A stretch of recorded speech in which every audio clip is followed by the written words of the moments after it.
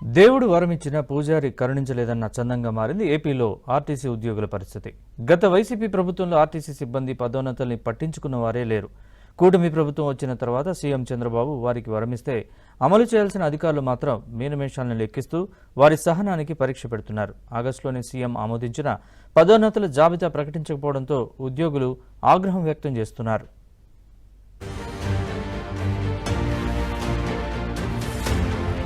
AP ప్రజా రవాణా శాఖలో పదోన్నతుల ఫైలుకు మోక్షం లభించడం లేదు.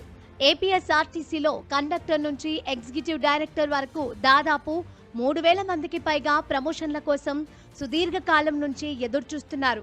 వీరి పదోన్నతులకు సీఎం చంద్రబాబు ఆగస్టులోనే పచ్చ జెండా ఊపారు. కానీ ఇంతవరకు ఆ దిశగా అడుగు ముందుకు పడలేదు. ఎప్పటికప్పుడు ఫైళ్లు క్లియర్ చేయాలని సీఎం పదే పదే హెచ్చరిస్తున్నా ఆర్టీసీ ఉన్నతాధికారులు మాత్రం దాటవేత ధోరణి అవలంబిస్తున్నారని సిబ్బంది ఆరోపిస్తున్నారు. పదోన్నతుల ఫైలు ముందుకు కదలాలంటే తాము రోడ్డెక్కడం తప్ప మరో మార్గం కనిపించడం లేదని ఆర్టీసీ సిబ్బంది వాపోతున్నారు.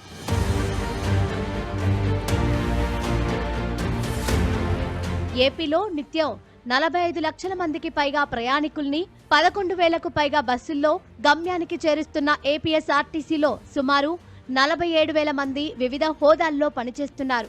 వైసీపీ ప్రభుత్వం అధికారంలోకి రాకముందు వీరికి బోర్డు ఆమోదంతో ఎప్పటికప్పుడు పదోన్నతులు లభించేవి. అయితే 2020లో బస్సులు, ఆస్తులను ఆర్టీసీలోని సిబ్బందిని ప్రభుత్వంలో విలీనం చేశారు. అప్పటి నుంచి కార్పొరేషన్ నిబంధనలు వర్తించవని, ప్రభుత్వ మార్గదర్శకాల మేరకే పదోన్నతులు లభిస్తాయంటూ పదోన్నతుల కమిటీ మెలికపెట్టింది. పలుమార్లు మార్గదర్శకాలు సవరించి పంపినా గత వైసీపీ ప్రభుత్వం పట్టించుకోలేదు.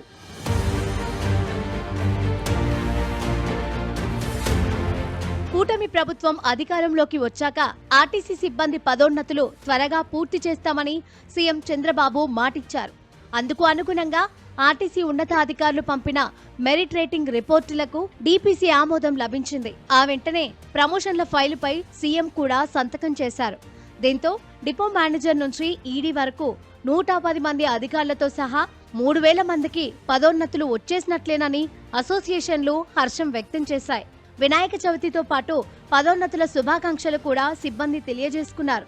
ఆ తర్వాత దసరా వెళ్లిపోయి త్వరలో దీపావళి కూడా వస్తోంది. వరుసగా పండుగలు వస్తున్నాయి, పోతున్నాయి. కానీ పదోన్నతుల జాబితాతో కూడిన జీవో మాత్రం వెలువడటం లేదని ఆర్టీసీ సిబ్బంది ఆవేదన వ్యక్తం చేస్తున్నారు.